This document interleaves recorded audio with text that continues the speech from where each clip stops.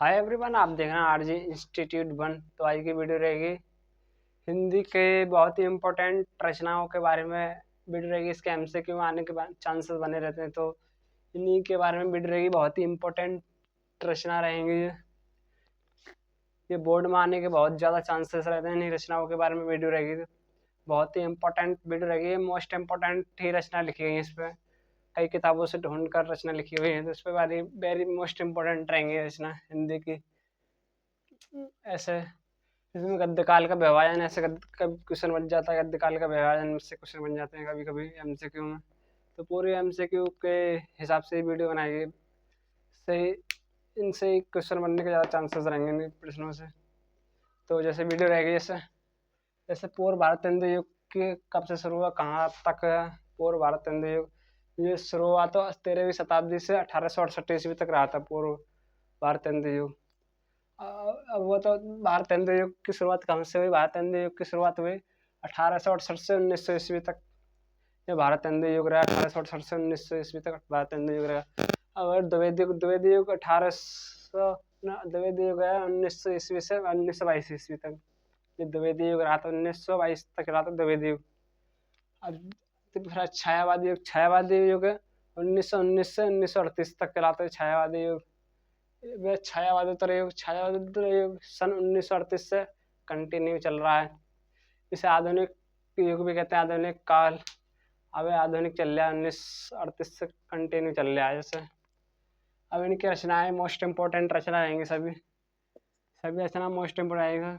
अतीत के चलचित्र ये रहेंगे। रचनाएं, विधा, रचनाकार, यानी रचना कौन सी है, विधा कौन सी, विधा की रचना है, कौन से इसके रचनाकार हैं, जिसकी रचना रहेगी। ऐसे अतीत के चलचित्र रेखा चित्र महादेवी वर्मा का। अतीत के चलचित्र महादेवी वर्मा की रचना रहेगी। जैसे अंधेर नगरी, जैसे अंधेर नगरी नाटक है भारतेंदु हरिश्चंद्र का। जैसे अंधेर नगरी नाटक रहेगा भारतेंदु हरिश्चंद्र का रहेगा। जैसे अजातशत्रु नाटक है जयशंकर प्रसाद का। तो वेरी मोस्ट इम्पोर्टेंट ही रहेंगे। जैसे अर्धनारीश्वर निबंध रहेगा रामधारी सिंह दिनकर का। जैसे उर्वशी काव्य रामधारी सिंह दिनकर का। बुझ लेते कभी कभी काव्य रामधारी सिंह का ऐसे काव्य कौन सा है, तो ये उर्वशी रहेगा रामधारी सिंह दिनकर का। जैसे कल्प वृक्ष निबंध रहेगा डॉक्टर वासुदेव शरण अग्रवाल का, ये कल्प वृक्ष। जैसे कमायनी, ये जयशंकर प्रसाद का बहुत सबसे बड़ा महाकाव्य है कमायनी जयशंकर प्रसाद का। ये वेरी मोस्ट इम्पोर्टेंट है ये कमायनी, इसके आने के चांसेस ज़्यादा बने रहते हैं। जैसे कमायनी किसका काव्य है, तो जयशंकर प्रसाद का काव्य है। जैसे नीरजा काव्य है महादेवी वर्मा का। कभी कभी महादेवी वर्मा का बुझ लेते हैं, महादेवी वर्मा का काव्य कौन सा है, नीरजा है। जैसे परीक्षा गुरु उपन्यास है लाला श्रीनिवास दास के द्वारा लिखी हुई रचना है। जैसे भारत भारती काव्य है मैथिली शरण गुप्त का। ऐसे कभी कभी मैथिली शरण गुप्त का काव्य कौन सा है, भारत भारती। जैसे महके आंगन चहके द्वार निबंध है कन्हैयालाल मिश्र प्रभाकर का। जैसे महके आंगन चहके द्वार कन्हैयालाल मिश्र प्रभाकर का निबंध रहेगा। जैसे विचार और वितर्क रहेगा निबंध डॉक्टर हजारी प्रसाद द्विवेदी का है विचार और वितर्क। ये स्कंदगुप्त नाटक रहेगा जयशंकर प्रसाद का। जैसे कभी ये बहुत ही मोस्ट इम्पोर्टेंट है, जयशंकर प्रसाद के बहुत ही मोस्ट इम्पोर्टेंट रहे। जैसे स्कंदगुप्त नाटक जयशंकर प्रसाद का। यह सेवा सदन उपन्यास है मुंशी प्रेमचंद का रहेगा, सेवा सदन उपन्यास ही वो है। ये सभी मोस्ट इम्पोर्टेंट है। जैसे सेवा सदन उपन्यास रहेगा। चिंतामणि निबंध किसका, आचार्य रामचंद्र शुक्ल का। ये चिंतामणि का बुझ लेता किसका है, तो आचार्य रामचंद्र शुक्ल का रहेगा। ये जैसे गौरा वादली कथा कौन सी हिंदी की प्रथम रचना है, जटमल की है। गौरा वादली की प्रथम हिंदी की रचना आई रहेगी, ये जटमल की है। नहुस रहेगा, हिंदी का प्रथम नाटक कौन सा है, नहुस। किसके द्वारा लिखा है, गोपाल गिरधर दास।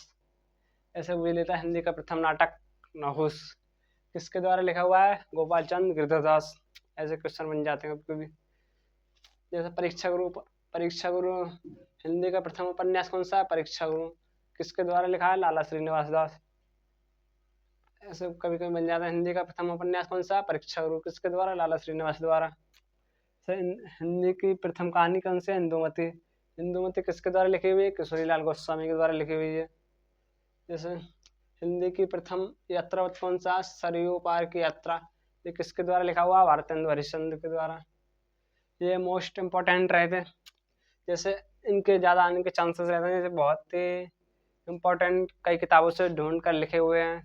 तो जैसे ये 12th के रहेगा, क्लास 12th में कौन सा जीवन परिचय, ये मोस्ट बायोलॉजी जैसे साइंस साइड वालों के लिए है, साइंस कॉमर्स वालों के लिए इनमें से क्वेश्चन बन जाते हैं, सब सभी के लिए क्वेश्चन बन जाते हैं तो MCQ में।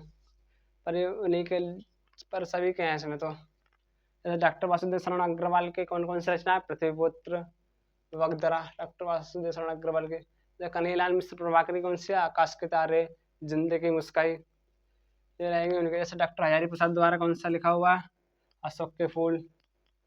जैसे प्रोजी सुंदर रेड्डी, प्रोफेसर सुंदर रेड्डी ने कौन सी रचना करी, साहित्य और समाज और मेरे विचार का। ऐसे इसमें ओनली 2 या 3 रचना लिखी गई, बाकी तो उनकी मोस्ट इंपॉर्टेंट इनकी रचना रहेंगे। जैसे हरिशंकर परसाई ने कौन सी रचना करी, सदाचार का ताबीज, जैसे उनके दिन फिरे, ये उनकी रहेगी। जैसे डॉक्टर APJ अब्दुल कलाम ने कौन सी रचना करी थी, the power with in India या माई जर्नी, इन्होंने कई रचना लिखी थी वैसे तो। जैसे अयोध्या सिंह उपाध्याय हरिओद के द्वारा लिखा हुआ है, प्रिय प्रवास, चौके चौबदे, चुपदे चौबदे, इन्होंने भी कई भी लिखे हुए हैं।